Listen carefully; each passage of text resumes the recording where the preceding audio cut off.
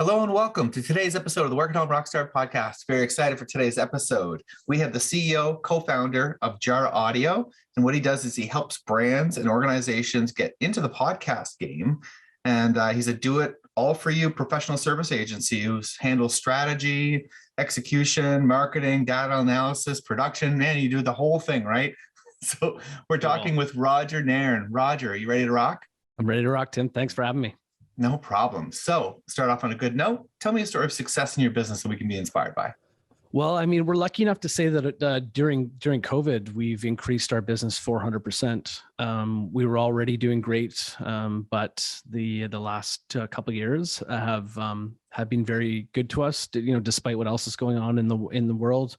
I think a lot of that though has been a blend of the type of business we've created, the team we built, but also the podcast world is exploding.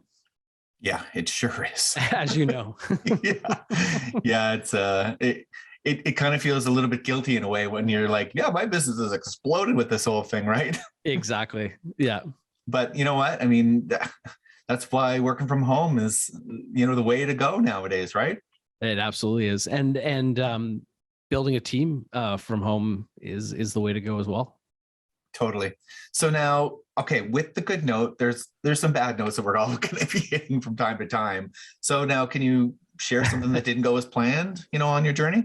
Well, I think, one of the misconceptions about growing like crazy is that there's a lot of costs that go with it. So, despite all that growth, we still had our cash crunches. We still had our cash flow issues. We still had our, massive expenses going out the door. And I think a lot of it came down to going so fast, we weren't truly pausing enough to put the right, sort of systems in place to make sure we weren't doing that. So we've had our hairy moments here and there, but overall, it's been pretty good.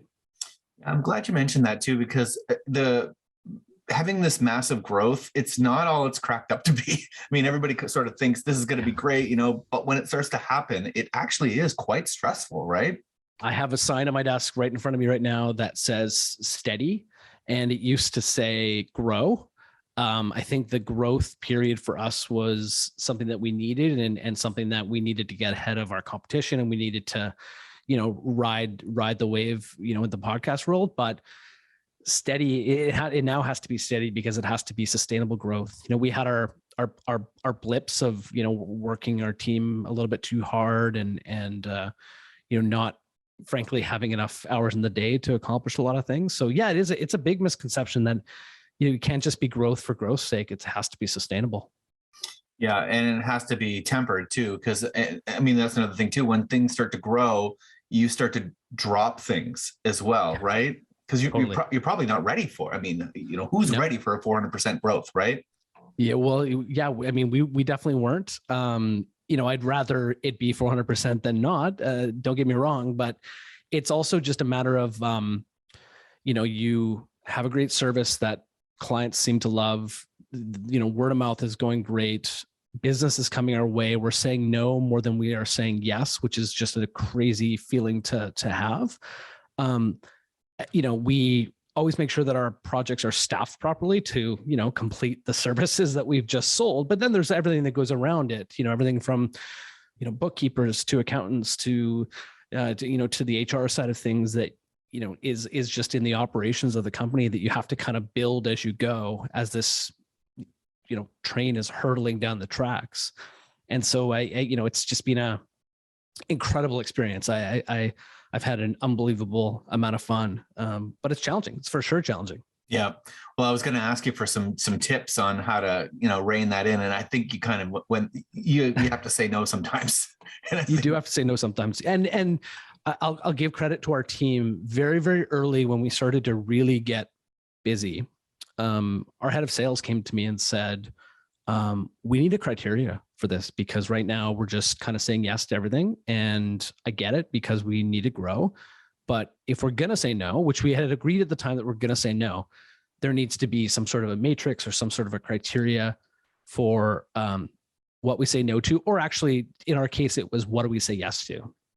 And then are there a few things that, just certain categories that we weren't feeling comfortable about working in, or, different things like we don't do politics, or we don't do, guns and ammo, things like that. So, because the team ultimately looks to you for guidance on all that. And so if you're not ready with a solution to it, they're going to feel lost. And I think part of the culture at JR Audio is that we came to that solution together. I mean, ultimately it was my, sort of final decision to sign off on what that criteria looked like, but our team really appreciated, playing a role in what it was. Oh, cool. Okay, so now you mentioned team a few times, and in this podcast we call it the band. I'm wondering, how do you? I mean, I'm trying to ask this as broad as possible. Like, how do you approach bringing people into your band? Like, how do you find them? Who do you like to find? What's your team building strategy, I guess? Yeah, that's a great question. So we have criteria for what we look for in certain roles. And we also have sort of like subject leaders on like I have my business partner, Jen Moss, is our chief creative officer. So ultimately I lean on her to make those creative decisions. I'm our CEO. I ultimately make the decision when it comes to operational roles. And so each of us is responsible for defining what that role is. We have Google Docs templates that we've, created specifically when we look for a producer. These are, the attributes we're looking for. These are the musts. These are the nice to haves. We've even gone as far as created like sort of a salary matrix of what we're willing to do and not do, because, things fluctuate based on geography and the market and things like that. So it's really come down to, ultimately having somebody who's leading the charge on those specific hires. And then we've gone to market and just constantly, we kind of treat our talent pool similar to our new business efforts. We're never satisfied with, the new business we have now. We always have to be thinking 6 months down the road. Well, similar to talent as well, without leading them on, we're never guaranteeing anybody a position, but we're always looking down the road to strike up further conversations and create, further relationships, with no promise that anything's going to come of it. We just want to meet who's out there in the market and strike up a relationship. Love it. Right on. So then now, I know you also mentioned earlier when, growing 400%, I was going to talk about keeping the hat full. I mean, there's probably lots of money coming in, but there's probably lots of money going out too. So I'm wondering, how do you approach, keeping more money than you're spending, I guess? Yeah. And I'm also going to start with a super vulnerable moment in that there isn't a lot of companies that do what we do. There isn't a lot of companies that produce podcasts exclusively for brands. And so there's not a lot of, examples out there you can point to or do some research on and say, this is how much we should be charging. So we've very much built this business based on test and learn, trying out new things. And so we made some mistakes when it came to pricing. So, all this new business was coming in, but we weren't necessarily charging the right price for it. And we learned, in a few cases that we underpriced ourselves and took a bit of a hit for that. And so it's always been sort of like an iterative exercise in sort of pricing and whatnot. But yeah, so all this, these opportunities come in and we're having to kind of test as we go. I don't know if I just answered your question or not. Sorry.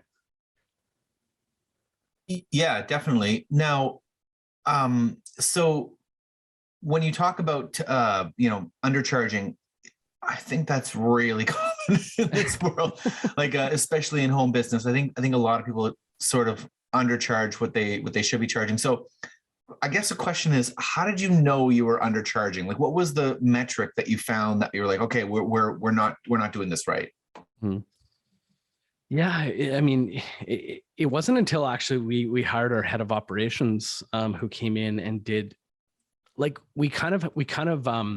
I mentioned we were, doing all these things while the train was hurtling down the tracks. Well, we kind of got to a point where that head of operations came in and she essentially said, okay, you guys keep hurtling down the tracks, but I'm going to isolate some of those projects that you just completed, and I'm going to tell you whether they're profitable or not.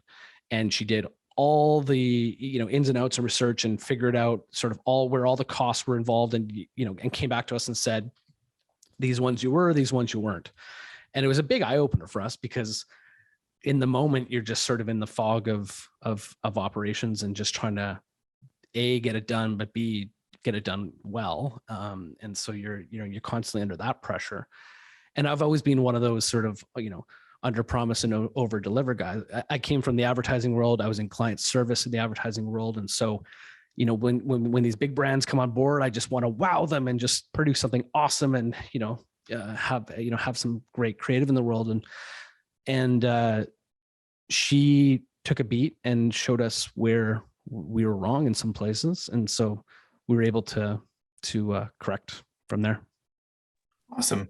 Now, what about getting fans? What about, getting eyeballs on your work? What's your approach to that?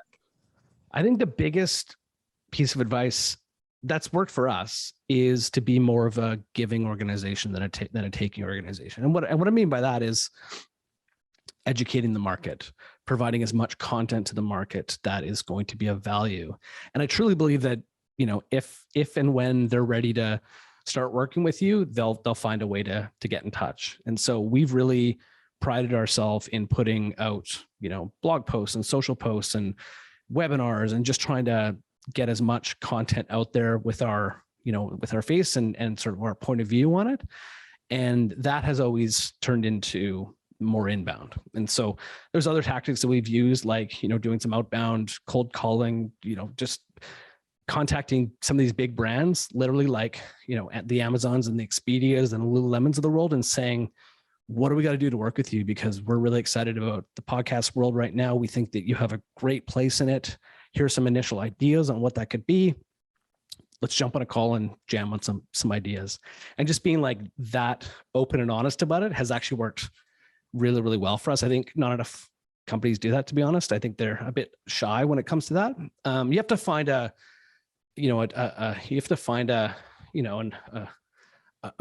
authentic way of doing that, because I think, it can come across as a bit salesy. But yeah, we're always looking sort of 6 months down the road where those opportunities are.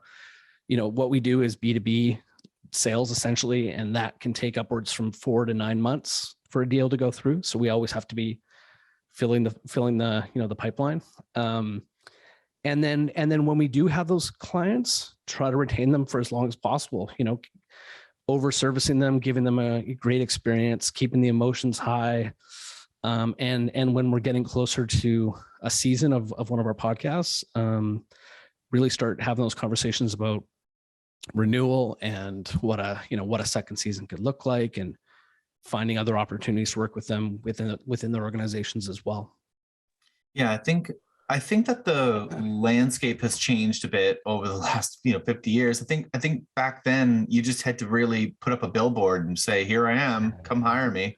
But now the competition is everywhere. So, you come into two categories. Either you're competing with everybody, there's a competition everywhere, or like you said earlier, there's nobody doing what you're doing. And so now you have to educate the client on why they would need you in the first place. Yeah. Or you need to stand yourself out against everybody else, which, like you say, if you go out there and start giving, well, people are going to, if they get value from what you're, putting out there, well, then that's going to give them the confidence that you know what you're doing, and possibly even create a relationship, right? No, you totally nailed it. Yeah, for sure. Right on. Well, you know what? Let's get right to your solo. Tell me what's exciting in your business right now. Yeah, I mean, Jar Audio is built to just produce amazing podcasts for brands and organizations. So we're really excited about meeting, new and existing organizations that want to get into the podcast space. We work with them on everything from the strategy to production, finding the right hosts and guests and music and editing, and producing just great content, and then marketing it, finding making sure it's getting into the right ears, analyzing all that data, rinsing and repeating, and just producing and growing audiences. So you can always reach out to us at jaraudio.com. We'd love to have a conversation, jam on some ideas, and see if there's a way to work together. So what would be like the ideal client for you? So somebody, who would I be if I would be perfect for you? Yeah, for us, it's organization that has interesting stories to tell. And let's be honest, we don't want to be telling stories about the organization necessarily. Nobody wants to listen to a 20 or 30-minute ad, but if you're an organization that has the possibilities of telling great stories that just happen to be brought to you by the brand, then let's do that. Let's do that. Let's put it in audio format and make sure that it's incredible and listenable and something that is going to be of value to your listeners. And keep in mind that value can be everything from helpful content to entertaining content. Let's tell some fictional stories. Just happens to be brought to you by Starbucks or Home Depot, but like a really cool fictional story would be incredible. So we really look for brands that are willing to take, that have a little bit of creative bravery, that are willing to take some chances and are willing to really lean into the storytelling medium and produce a great show. And so, like, if I'm one of these companies, like from what you said earlier, like you're going to find a host for them as well. Is this something that they are going to be spending a boatload of time on, or is this something that you are really taking a lot of that off of them? Yeah, I mean, we are very much a do-it-for-you service, but generally the client has a liaison that we're working with. It's similar to when a company works with like a marketing agency or an ad agency. Typically somebody from the marketing team is the main point of contact. You'll involve senior people when it comes to certain decisions, like the concept of the show, maybe the name of the show, who the host is, but then the day-to-day is very much handled by us. We're doing everything from developing marketing materials for the show to, obviously all the editing and distribution of the show as well. Liaising with the guests, finding the guests, doing the research on the guests. For podcast interviews, we're doing like pre-interviews with some of the guests to make sure we can pull out the right nuggets and make sure that our host is asking the right questions. It's a lot of work, but we handle it all. And so, yes, it's very much taken off their hands, but we're not precious enough that they can't still be involved if they want to. We're also incredibly collaborative. Right. Okay. Well, so that sounds awesome. And I would think that just about any business that's established could use this, because you mentioned earlier a marketing agency. So really, instead of hiring a marketing agency, this might be an option for them, right? They might want to go down the podcast route because it's different and it's reaching a different audience, and it isn't as salesy as it is informing, right? For sure. And I'll also say that if there are any marketing agency owners out there, we do also white label ourselves and insert ourselves into the agency as a product offering or service offering to their clients. And so we can work together to, essentially strap on podcasting as a service of your agency. Love it. Well, this has been a lot of fun rocking out with you today, Roger. Thanks, Tim. This is great. Cool. To the listeners, make sure you subscribe, rate, and comment, and we'll see you next time on the Work at Home Rockstar podcast.